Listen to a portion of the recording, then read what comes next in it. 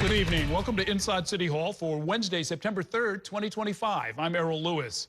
Speculation that Mayor Adams may be dropping his re-election bid reached a fever pitch today, with two reports claiming that President Trump's team is trying to find Adams a job if he should bow out of the race.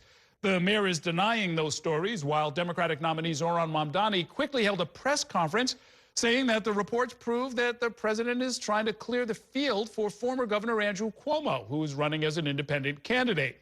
Bernadette Hogan joins me now with the very latest from the campaign trail in tonight's top story. Good evening, Bernadette. Good evening, Errol. And this comes as time is running out for candidates to get off the ballot if they were to choose. September 11th is the deadline, but it's very hard to get off of the ballot. They either have to move out of state, pass away, or one other option, which right now it doesn't seem like that will be possible.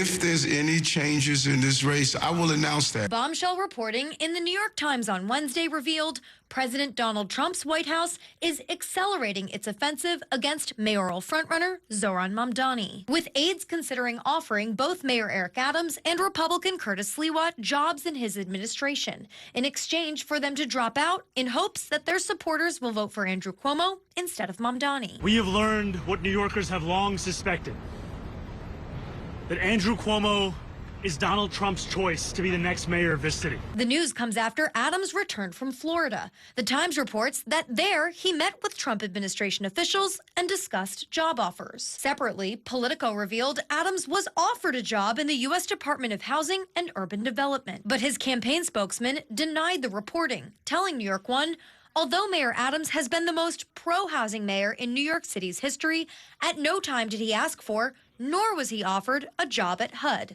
Adams earlier. I'm a CEO of 320,000 employees. People saw what I did, how I handled crises, so I've been getting job offers for the last year and a half. So to say, would you take a job in administration, or would I take it somewhere else? That's hypothetical. I'm running for office, and I'm going to finish doing that. I got work to do. I got more ribbons to cut before I finish up this term. Zohran Mamdani wasn't buying it. I'm angry because so often we think of this solely in terms of the dynamics of politics.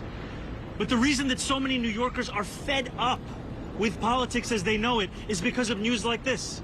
Backroom deals. And that is what this campaign is fighting. Not simply any other candidate that will be on the ballot, but the notion that New York City is for sale. Slamming Cuomo for alleged coordination with the Trump administration. Mamdani highlighted reports that the pair spoke on the phone about the race and how Cuomo bragged to a Hamptons crowd that he knew the president well. Calling the president of this country, having a conversation with the intent of how to stop the Democratic nominee's success in the November election. The Cuomo campaign declined to comment.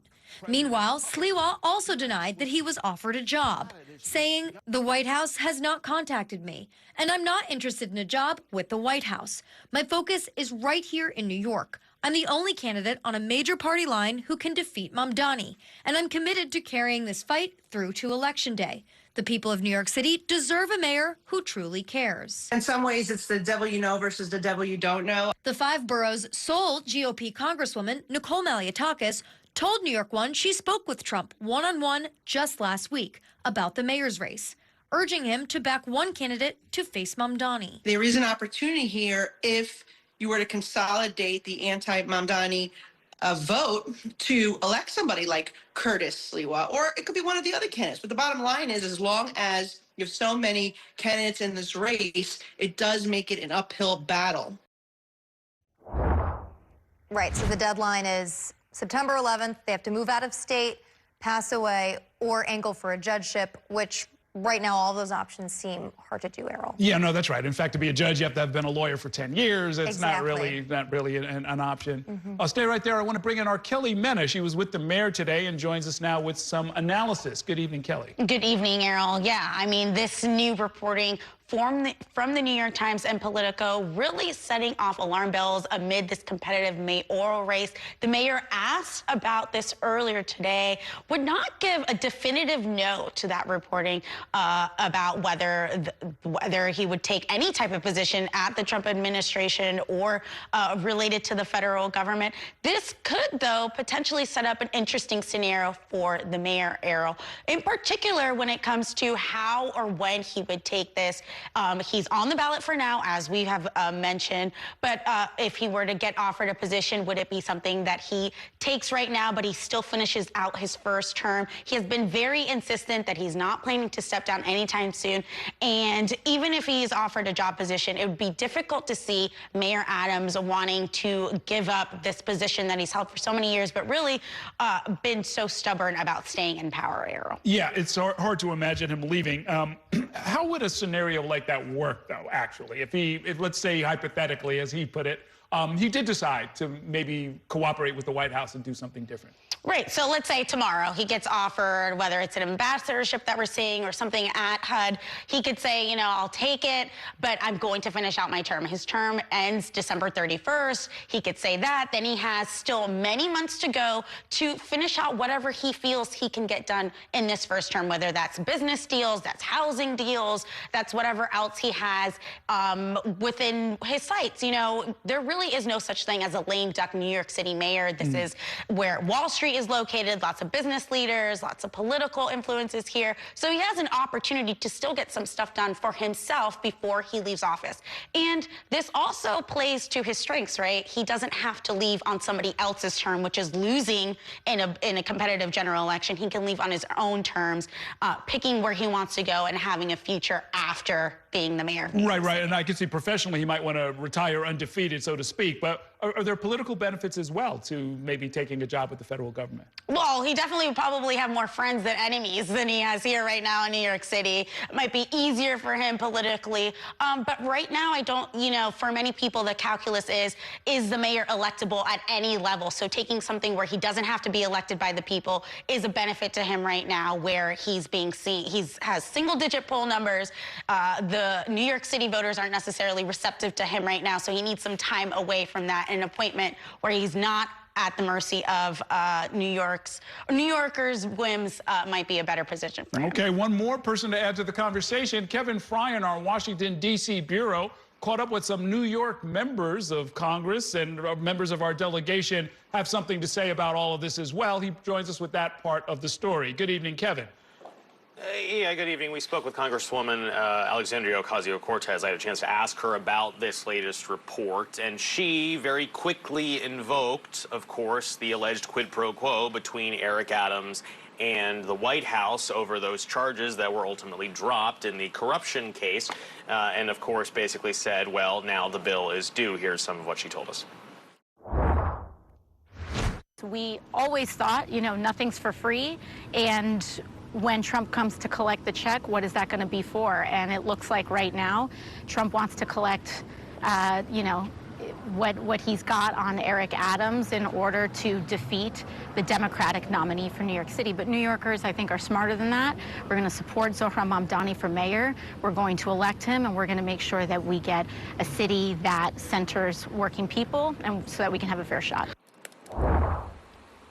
Of course, it goes without saying, Errol, that of course that some of the public polling suggests that if this becomes a two-man race between, for example, Mamdani and Cuomo, it becomes much tighter in the polls. And that is something that Congressman Mike Lawler, when I asked him about this reporting, leaned in on. Particularly, he kind of indicated he hadn't fully read the report, but leaned in on this idea of this needs to be a two-man race. Here's some of what he told me.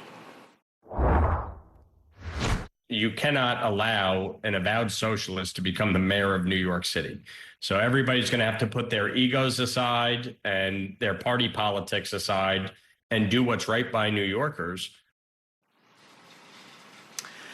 Now, of course, let's take a step back and kind of look at this from a 30,000-foot perspective. If the reporting out of the New York Times and Politico do prove to be true when it comes to the idea of dangling these various options before Adams and Sliwa, that would, in some ways, kind of be the latest iteration of something we have seen from the Trump administration thus far this term, particularly from Trump himself, which is he is taking a much more hands-on approach when it comes to the politics of his hometown than arguably ever saw during his first term, notably with the Eric Adams case, but also when it comes to congestion pricing and other issues on top of that. This would be obviously a very big encroachment into the politics of his hometown, though. And so, Kevin, you can confirm something that I think we've all suspected for a while now, which is that national politics, especially the politics of next year's midterms, are really going to focus on or be influenced by what gets done in the race for mayor here in 62 days.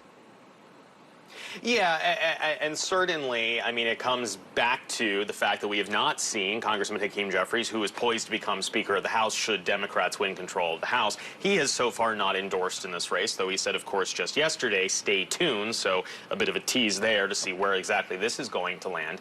But there is seemingly some concern, particularly in some of these competitive congressional districts, that if Democrats are let me rephrase this, if Republicans are able to throw Mamdani, this idea of a socialist Democrat, around their necks like an albatross, perhaps that could weigh them down in some of these competitive congressional districts. AOC was asked about that today, and she basically fired back and said, I've been in these various ads painted as this black and white negative figure that, you know, Democrats are all like AOC. And she says, my colleagues have won and they're here on the Hill. So, you know, they can paint us all this way that they want. But if a local Democrat is able to basically run as their own entity and separate themselves from Washington, they can overcome this, no problem. Right. And, you know, Bernadette, I mean, there's a member of the delegation, he's got a piece of Queens, he's mostly Long Island, but Tom Suozzi basically has gone public saying exactly that, right? Tom Suozzi and Laura Gillen, also a Long Island member, both said that Zohran Mamdani should change parties,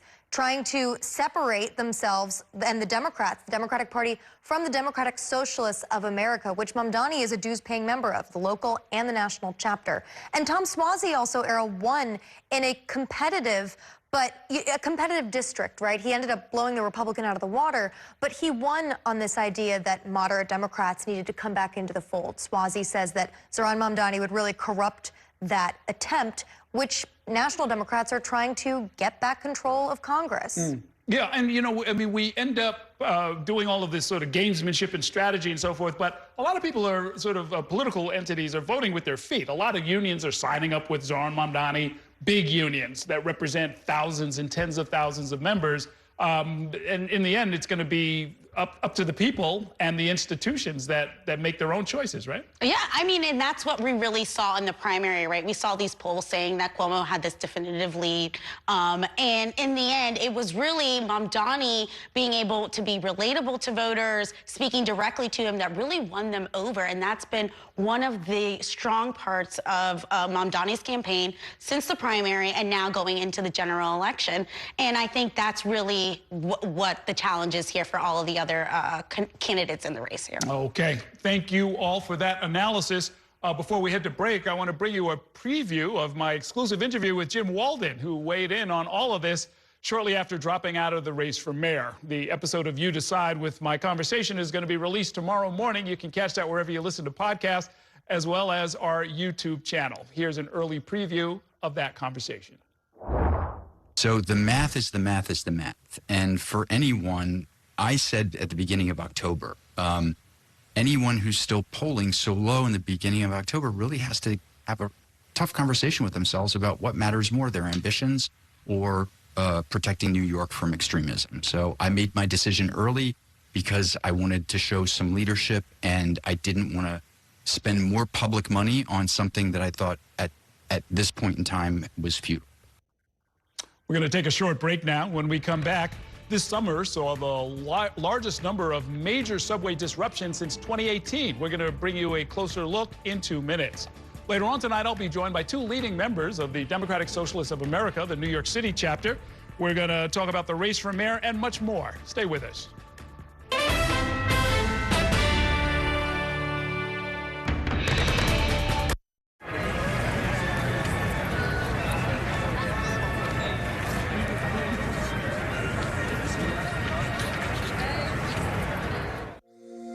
Every day tells a new story. At Mornings on One, we're dedicated to bringing you the stories that matter most to start your day. With in-depth coverage of the day's developing news. I'm Pat Kernan. Here are the stories we're following this morning. And weather updates every 10 minutes. Some morning sunshine possible, clouds take over. It's our responsibility to get you the information you need before you head out the door. Mornings on One. Weekdays starting at 6 on the Spectrum News app. Free for Spectrum customers. You want to wiggle the hips a little bit. Keep your left arm straight. Elbow in, head down. Adjust your grip. Visualize the approach.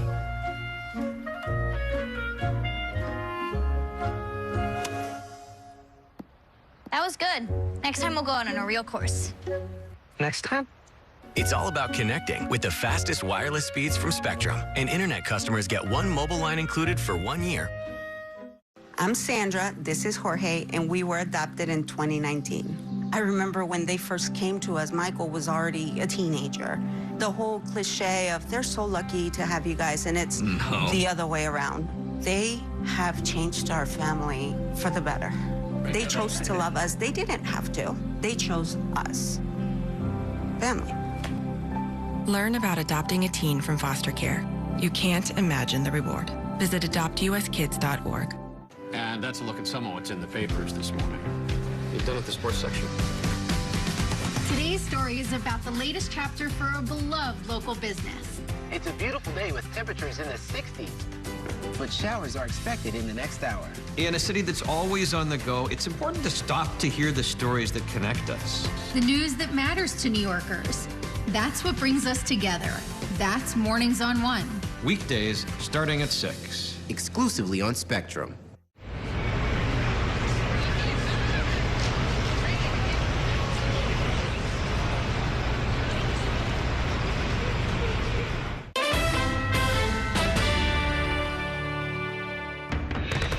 Welcome back to Inside City Hall. New numbers from the MTA show that this summer was the worst for subway disruption in years. There were more than 100 disruptions classified as major incidents in June and July. New York One's Olivia Leach has more in this report. Yesterday, I was down here waiting for the end for well over an hour. It was pretty nuts. I've been late to work more than I should be. I've lived here for 21 years. It kind of comes and goes. If you felt the pain of subway delays this summer, you're not alone. New numbers from the MTA show subway service hit a breaking point this summer. The MTA reported 138 disruptions, classified as major incidents in June and July. That's the highest number for those months since 2018. There have been several times where I've been stuck underground between stations for 15, 20 minutes at a time. Yeah, it's been rough this summer. The MTA identifies major incidents as any issues that delay 50 or more trains at a time. Causes could include track fires or switch trouble, signal failures, or extreme weather conditions. The weekend subway work has been really atrocious. The 4, 5, 6 being shut down between, from Grand Central for a long span. That's been really tough, but infrastructure needs to be updated, and there's no good way to do it. The MTA issued a statement saying, quote, on-time performance for the entire summer spiked up from a year ago, and last month was the best in a decade, with more trains carrying millions of riders a day on increased service across 12 subway lines. This all comes as the MTA has proposed a fare hike next year, increasing the base subway and bus fare from $2.90 a ride to $3. Most of the incidents this summer were caused by aging infrastructure and failing equipment, something the MTA has been working to upgrade. The MTA also says ridership is up 8% this year compared to last. In Union Square, Olivia Leach, New York One. It is time for a break. Coming up, President Trump's list of where he wants to deploy the National Guard is growing, and it now includes the first city in a red state. We'll bring you a report next from Washington, D.C. Stay with us.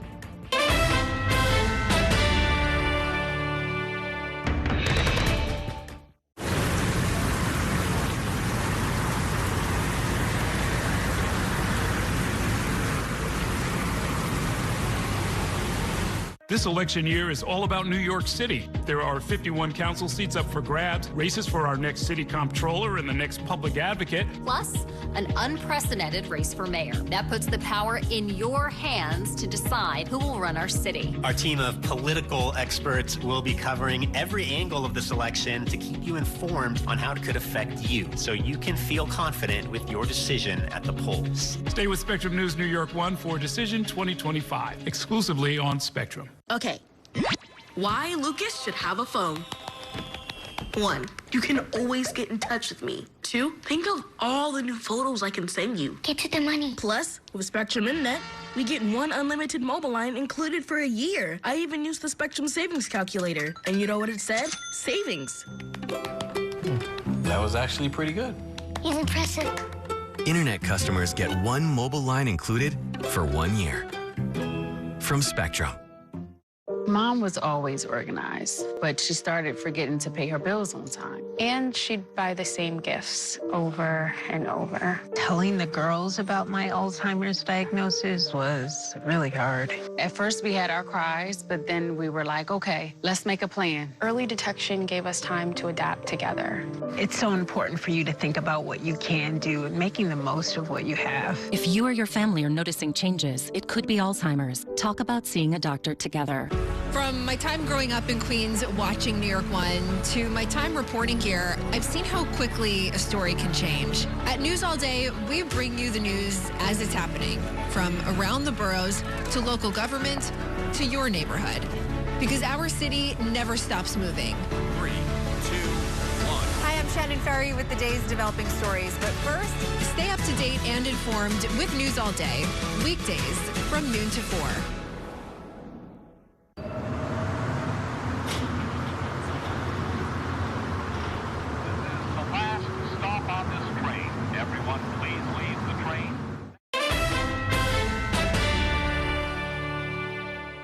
Welcome back to Inside City Hall. President Donald Trump is expanding the number of U.S. cities that he's considering deploying troops to, whether or not local officials want the help.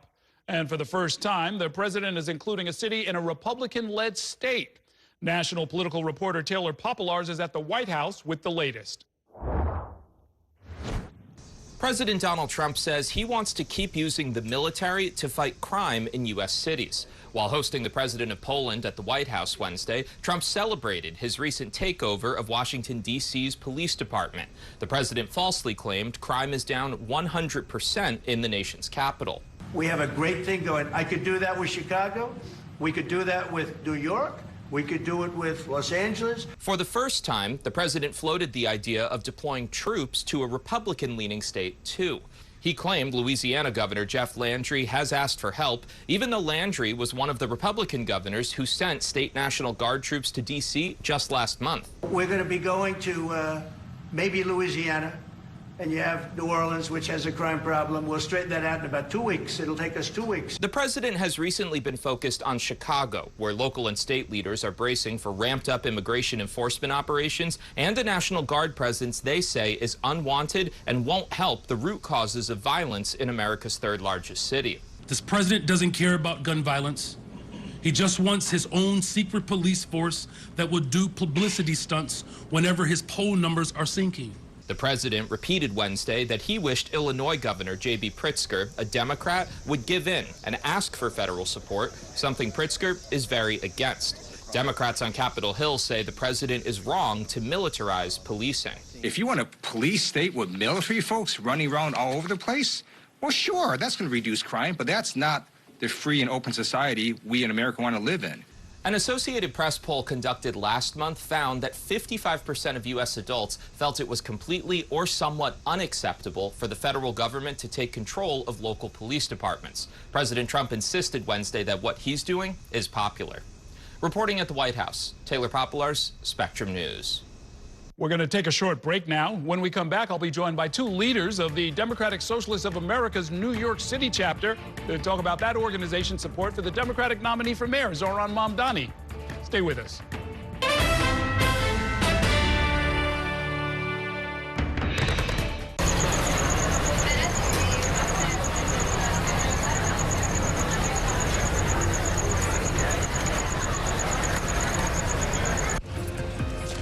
My time at New York One has shown me that in the city that never sleeps, the news never stops. So as the day winds down, turn to the rush hour. Good afternoon, I'm Monica Burton. To catch up on the stories that matter across the 5 boroughs, with in-depth interviews from the city's newsmakers, plus the latest forecast. Catching you up with today, preparing you for tomorrow. Right here on the Rush Hour. Weekdays from 4 to 7 p.m. Watch this. I can make it hotter, I can make it colder. Hotter, colder. From my phone. Smart birdhouse. Even the birds have Spectrum Wi-Fi. Who likes treats? You do. That's right. Yes, you do. Very impressive, son. And one more. Nice. Can I change colors? Launch party mode. Yeah. It's all about connecting with the fastest, most reliable internet from Spectrum. I'm Chris Jakovic. I served in the United States Air Force and I deployed 3 times. So in 2017, I was serving as an Air Force First Sergeant. Our motto in that role is my job is people, everyone is my business. But unfortunately in that year, I would lose my own brother, Lance Corporal Adam Jakovic, to suicide. The majority of veteran suicides are from guns. I store my weapons securely, not only for myself, but for my family. My service never stops. At Spectrum Noticias, we recognize that our New York City community is vibrant and diverse. Spectrum Noticias delivers balanced coverage of the stories that matter in our communities and across the country. Our journalists are based in the neighborhoods we cover, ensuring you get in-depth reporting on what's happening in the places we call home. So join us at Spectrum Noticias. We're always on, always there for you. Now available on your TV. Check your local listings. Also available on the Spectrum News app.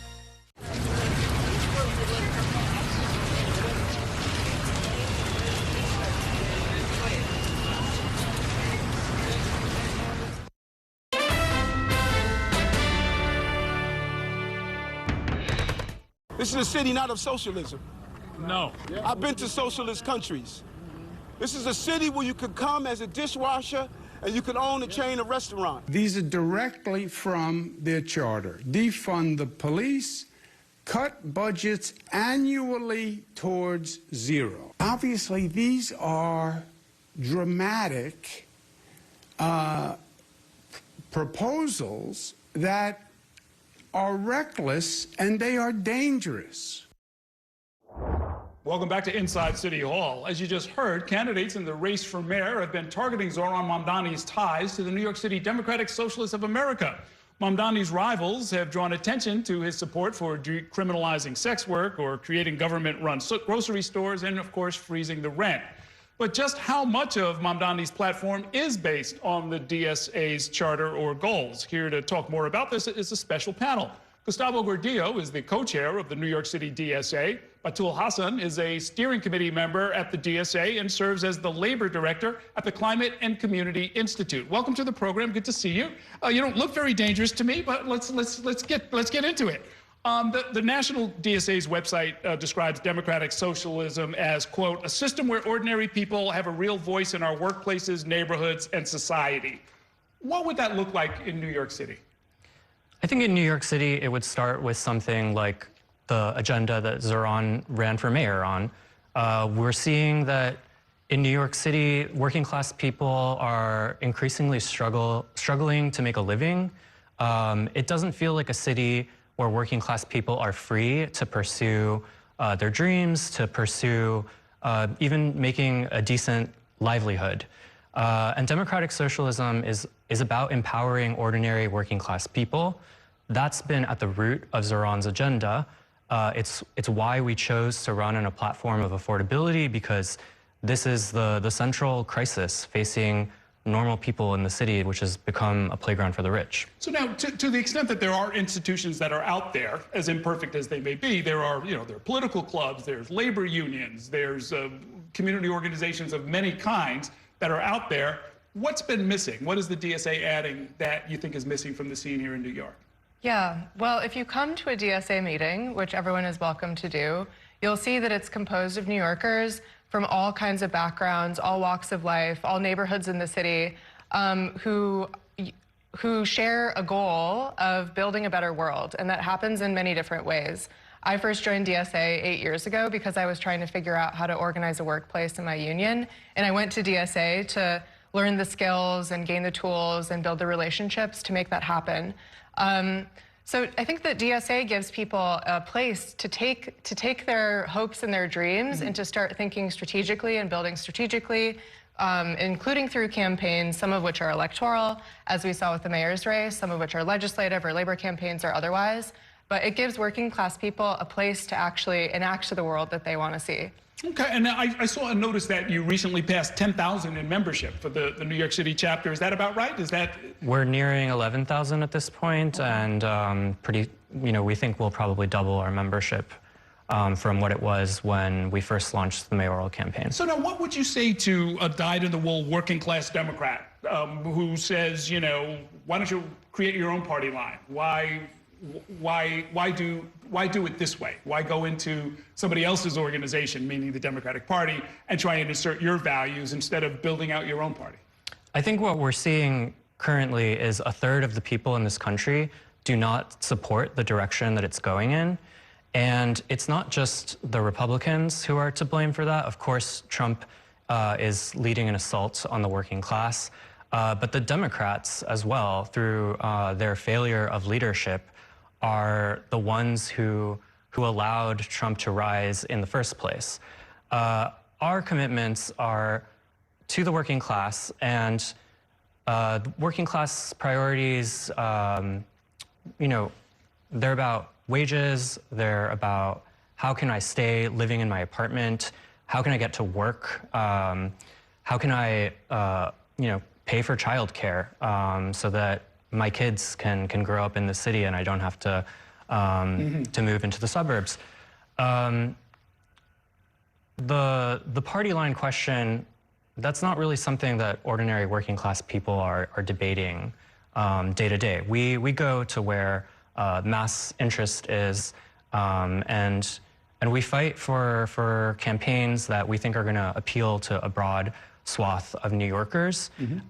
We welcome allies from all walks of life, and Democrats often do ally with us. Let me ask, strategically, I saw an analysis that the Mamdani campaign targeted Muslim and South Asian neighborhoods. We've done some reporting on that and some analysis, but also communities with a high percentage of renters, resulting in him winning 8 out of 10 districts that had the largest number of rental units in the city. That's where the freeze the rent appeal, I think, really sort of took off. Is that going to be the path to victory in the general election as well, do you think? I mean, the rent freeze demand was hugely popular. We're in a majority renter city, and hundreds of thousands of people are being priced out of their apartments right now, while landlords see profits going into the double digits. So yeah, I think that rent freeze is a really important demand when people are thinking about what they need to remain in the city and to be able to live a dignified life in this city. I think the rent freeze demand is also a great one that clearly mobilized hundreds of thousands of people to support Zohran's platform because it's also actionable. We have a unique rent guidelines board system here in New York City where people know that the mayor can freeze the rent, and that's something that they have had their expectations raised to expect from Zohran. And what happens, I mean, membership in the national DSA and residency in New York City are required to be a member of your organization, is that right? So is it fair to ask Zohran or any of you or any member, do you subscribe to the national group's principles or their platform, the things that they put on their website? That's a fair question, right? I think that we're about what we do just as much as we're about what we say. And we've committed to Zohran's mayoral campaign. In the past, some of our priority campaigns have been around taxing the rich, which we've done successfully in New York State. We've passed climate law legislation to build renewable energy with union labor. We've passed increased tenant rights. And by that you mean members of, say, the State Assembly and the State Senate who are DSA members? Exactly, but together with our organization, our own members are out on the streets knocking doors to talk to people about these demands. Those are the priorities that we lead with. That's where we put our organizational capacity into. And that's, that's what we're promising with Zohran Mayoral. But you're not asking us to ignore some of what I would call showstoppers. I go and look at the national program, and I'm like, whoa, end U.S. military aid to all governments, support normalization of relations with Cuba, Iran, and Venezuela, close all U.S. foreign military bases. I think of those as like sort of showstoppers. Like that's, something where it's like, well, do you believe it or do you not believe it? Just because you're not pushing for it this year or this season, should I associate you with this? Is this something that ultimately you want to see happen? The national organization is decentralized. We're a complex org, just like unions are. The New York City DSA makes its own commitments, but democratically, our members vote on what we're going to campaign for, and that's how we're going to proceed. Okay. I'm thinking, especially in the business and political leadership in New York, the ones who are freaked out by the rise of Mamdani or who are concerned about your organization, are they in a way sort of doing you paying you the compliment of taking you seriously? Well, it's not just a compliment. I think it's real.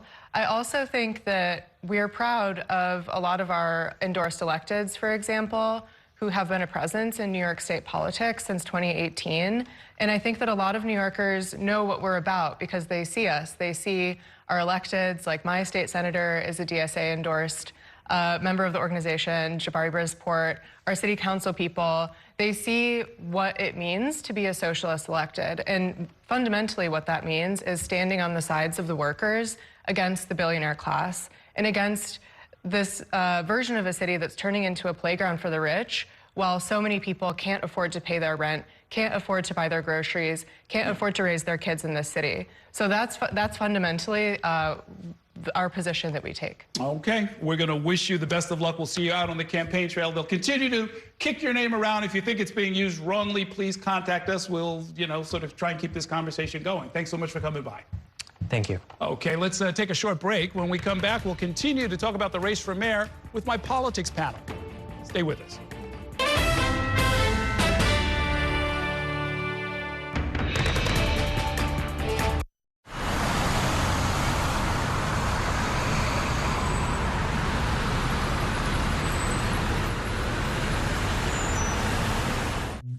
If it's the theater you love, then we've got just the ticket. On Stage is your all-access pass to Broadway, off-Broadway, and the best live entertainment in the city. The interviews and backstage exclusives. All that's made On Stage the go-to source for entertainment for over 20 years. Join us every Saturday and Sunday at 7:30 p.m. for On Stage. Also available on the Spectrum News app. I'll see you at the theater, exclusively on Spectrum. I'm kind of a deal hunter. I like to make sure we got the best deal. We used the Spectrum savings calculator before. I learned that since we're existing Spectrum Internet customers, we get a mobile line for a year. Having a line for a year would be amazing.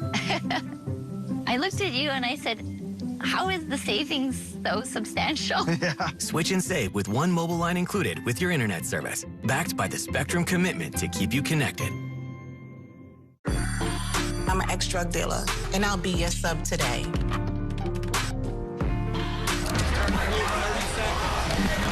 2 milligrams of fentanyl can be lethal. A lethal dose is in here. Who gets it, I won't know. It's cheap, it's potent, and it's profitable. The sad reality is fentanyl is being mixed into everything now. More kitchen now. My father was a New York City firefighter. My mission, like his, is to serve New Yorkers in a city that doesn't stop when the sun goes down. Being with New York One since the beginning, I'm now honored to join you even earlier each weeknight. Starting at 8 with New York Tonight, we'll explore the latest news developments, followed by New York One at 10 to wrap up your day. So join me each weeknight starting at 8 right here on New York One.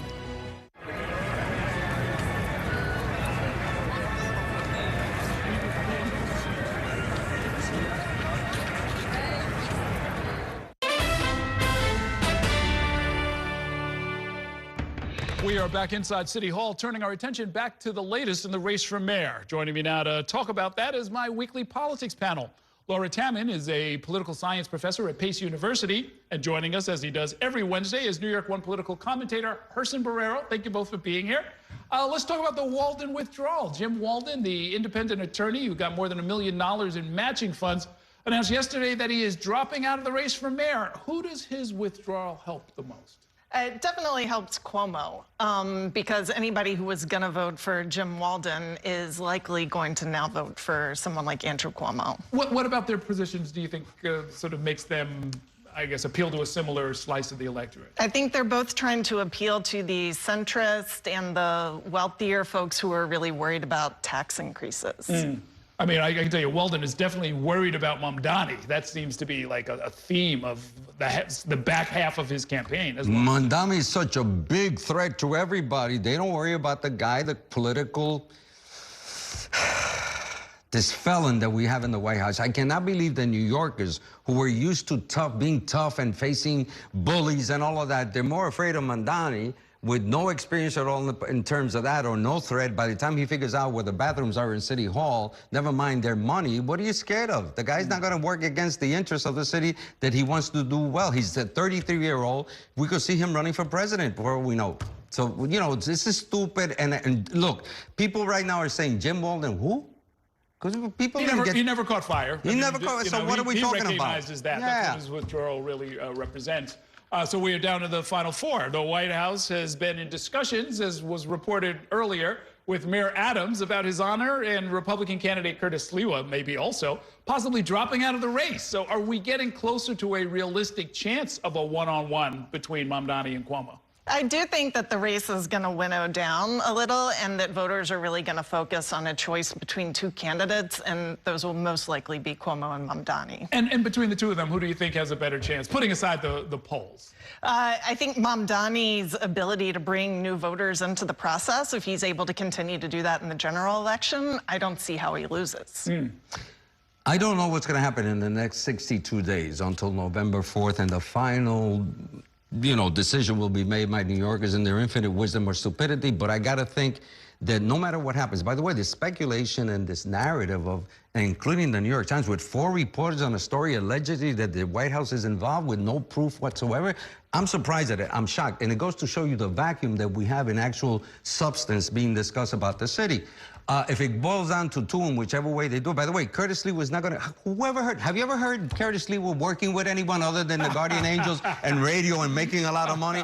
That's not the Curtis we know. Right. Eric Adams, definitely. Look, I don't know Eric Adams as well as I know Curtis Lee or Andrew Cuomo, but I certainly know Eric Adams is going to aspire to something else, a big payout, a big job that pays $1 million from the private sector, but he's not a dummy. The only way he bails out, and the speculation, it's all bochincha until it's proven that it's happening. He's going to stay in the race unless there's a deal. And maybe Frank Corona is working out a big package, an exit package for him. You and I worked for years with Curtis when he was a regular on this program. And the way I think about it is, there's nothing the White House could offer him that's as interesting as being Curtis Sliwa, right? Nada. He thrives on that. And this is a guy who doesn't need much look, some people know it, some people don't. This is a guy who was really, between his divorces and I'm sorry, Curtis, but he slept on a park bench for 2 weeks. This is a guy who doesn't care. His whole thing is something else, and he's not going to ruin his reputation for accepting something in the White House with this criminal in chief. He's not going to do it. I got to ask you about the West Indian Day Parade. I thought I was going to see you out there, by the way. Hours after the NYPD and City Hall were pronouncing the West Indian American Day Parade a success and a safe event, the parade concluded with multiple shooting incidents, at least one stabbing. It's a reminder that last year's parade, we had a mass shooting that left 1 man dead, Denzel Chan. We still have no arrests or even a suspect in that case. So when they keep, all of the politicians were out there. They saw what happened, and they're still saying, oh, I'm going to hire more cops, or I'm going to do this, or I'm going to do that. They flooded the parkway with cops. There was nothing more you could do, and it just didn't turn back the violence. And the commissioner was there, and they had the white shirts there, and drones all over. They can't prevent. The mayor was there. I mean, I can't believe this. It's just, and it's a people's festivity. It's a celebration. By the way, I've never been to it. I'll probably go next year, but I'm going to get in trouble with my wife because she's going to be, I'm going to be dancing, and you know, whoever picks me out. And the music, it's a wonderful event that's ruined by irresponsible people, only a few, but NYPD and the commissioner being there and oh, crime is down, but you can't keep it out of a celebration like this of pride? Given our nation's gun laws, I think it's impossible to imagine that we would completely eradicate all gun violence in New York City. I think that's just unrealistic. Yeah, I mean, I'm still stunned that last year's murder, like not even a suspect, you know, that. But, you know, clearly what they call cops on dots, you know, like find the trouble spot and just rush as many cops as you. I bet you it ain't going to happen in St. Patrick's Day parade. Or well, I mean, but you know what? Come on. That's where I was going, is that, you know, and as the grandson of Trinidadian immigrants, you know, I will get some grief back in the neighborhood for saying this, but it's probably time to move it from Eastern Parkway over to Fifth Avenue. Why not? Where the St. Patrick's Day parade, the Puerto Rican Day parade, the Dominican parade, all of the big events.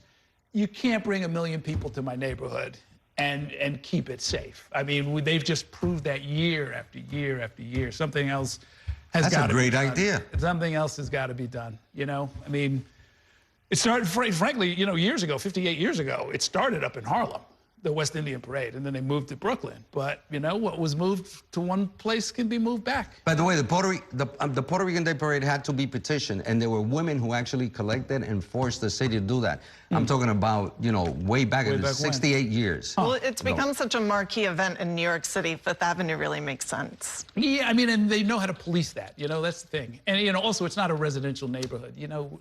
It's so hard to do in a residential neighborhood. Let's take a short break. I've got more to talk about with this politics panel. We'll do that in 2 minutes. Stay with us.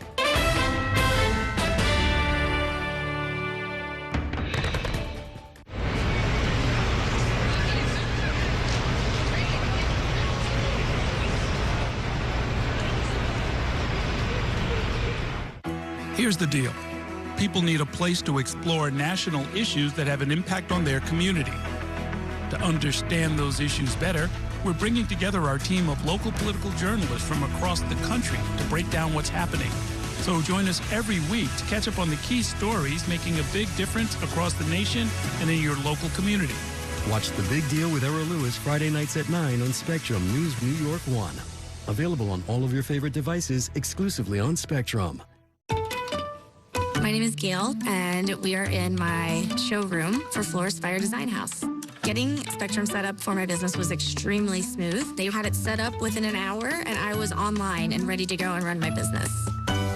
Spectrum helps me stay online. You know, I have to be able to be online at 5 a.m. when the market's open. Without Spectrum, it wouldn't be possible. Get up to 4 months free when you bundle award-winning internet. Visit spectrum.com/business to learn more.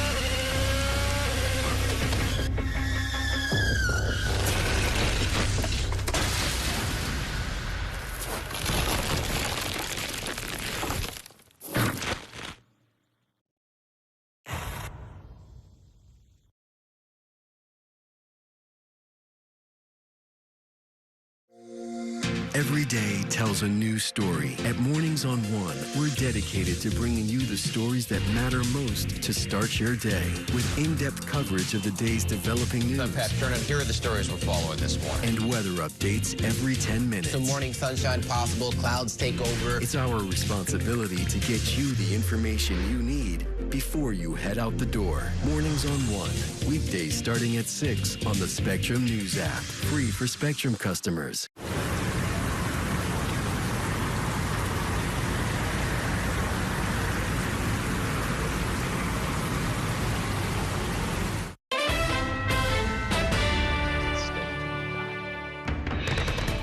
Welcome back to Inside City Hall, where I'm once again joined by my politics panel. We have Laura Tammen and Herson Barrero. Let's talk about the DSA. As we just heard, the Democratic Socialists of America, the New York City chapter, plans to keep running candidates for office They hope to win the main prize at City Hall. Are the billionaires and the business leaders here in the city justified in fearing the growing influence of this movement? Or should voters just focus on what Mamdani's doing in this election and kind of disregard the rest? I think Mamdani's so laser focused on his message of affordability that is what New Yorkers associate with him, not that he is aligned with the DSA and counts himself as a DSA member.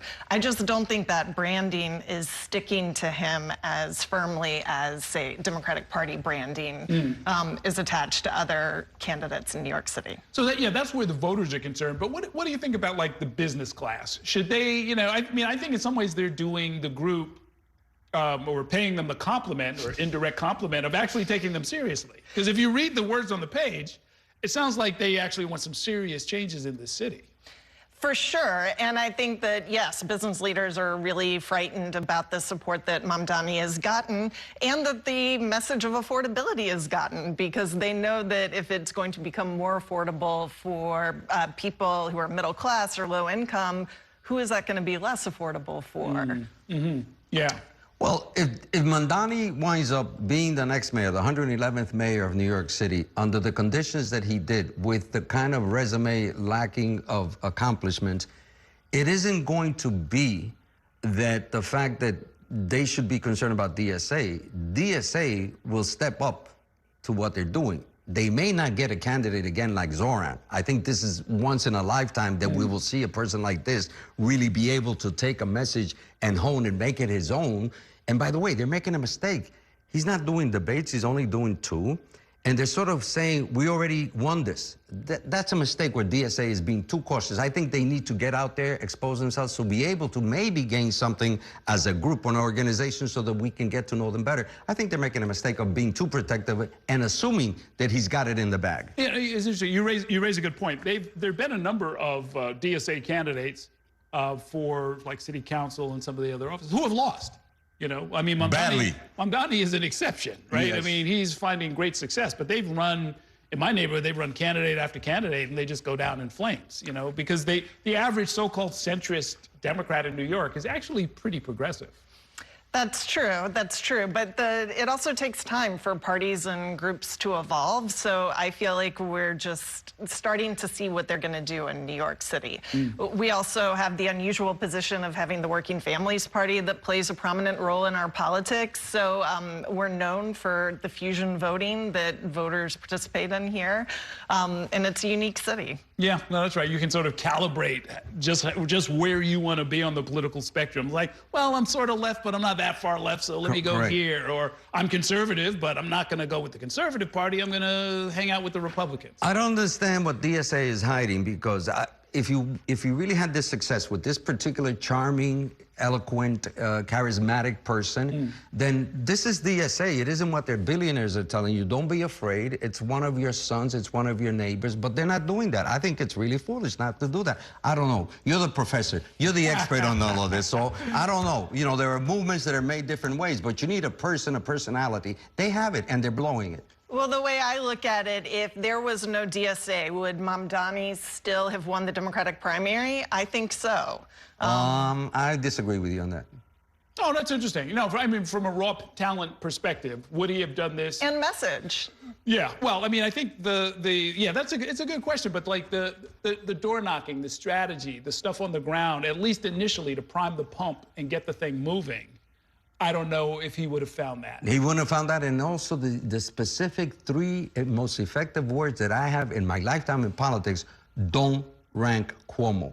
They all carried it. It was coordinated. Somebody came up with that, and I'm sure it wasn't Mamdani. Zohran, I'm sorry if it was you, but that was brilliant. Well, don't rank Cuomo. That was boom, boom, boom. It was a team effort, and the DSA was not the only member of that team. No question about that. Working Families Party, right? I want to talk about this Trump takeover. A federal judge ruled this week that President Donald Trump's deployment of the military to Los Angeles violated federal laws, and that his use of the armed forces must be heavily curtailed, at least in California.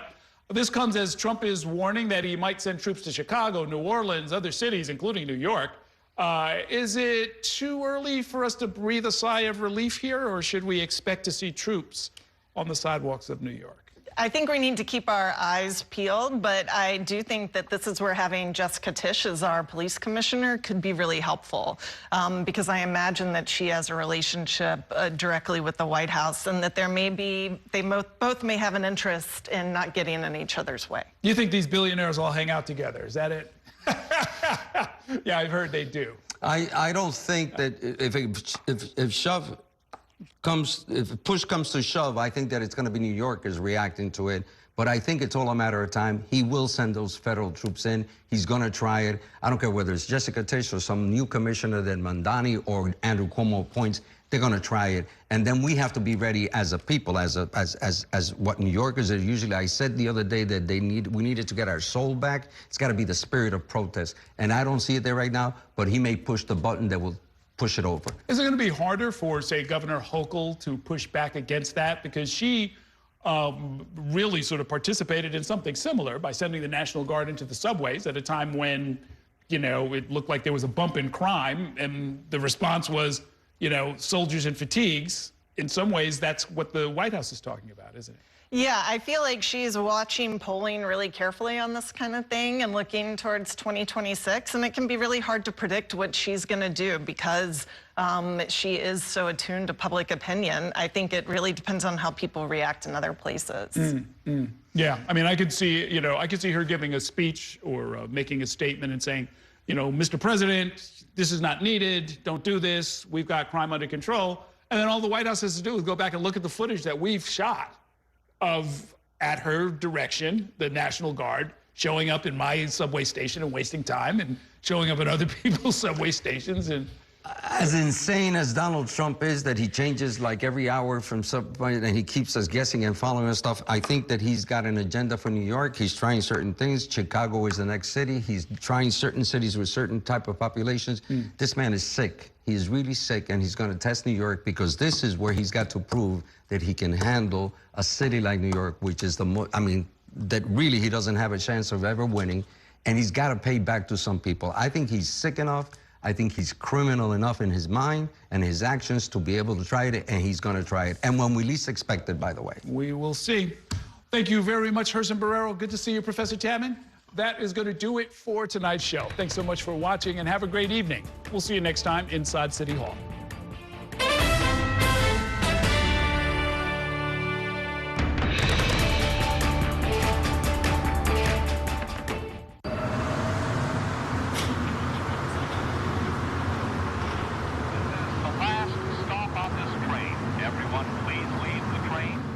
And that's a look at some of what's in the papers this morning.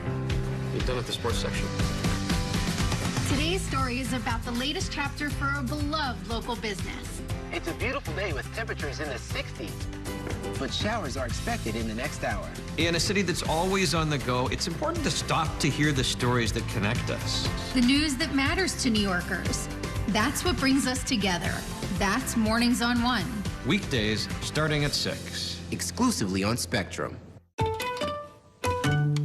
My name is Gail, and we are in my showroom for Floor's Fire Design House. We are a full production wedding and event company that focuses on florals. Getting Spectrum set up for my business was extremely smooth. They were here the same day, had it set up within an hour, and I was online and ready to go and run my business. You know, I have to be able to be online at 5 a.m. when the market's open. And if I'm contacting a merchant via email or placing an order online, without Spectrum, it wouldn't be possible. One more row. Spectrum is reliable, they're committed, they're fast, and they really take care of me as a business owner. Last year, when the really bad hurricane came through, our internet stayed the entire time. One of the businesses down the street, she was like, wait a minute, how are you still online? And I was like, Spectrum, baby. You gotta get Spectrum. Get award-winning internet for your business. Up to 4 months free when bundled. Visit spectrum.com/business to learn more. This election year is all about New York City. There are 51 council seats up for grabs, races for our next city comptroller and the next public advocate. Plus, an unprecedented race for mayor. That puts the power in your hands to decide who will run our city. Our team of political experts will be covering every angle of this election to keep you informed on how it could affect you, so you can feel confident with your decision.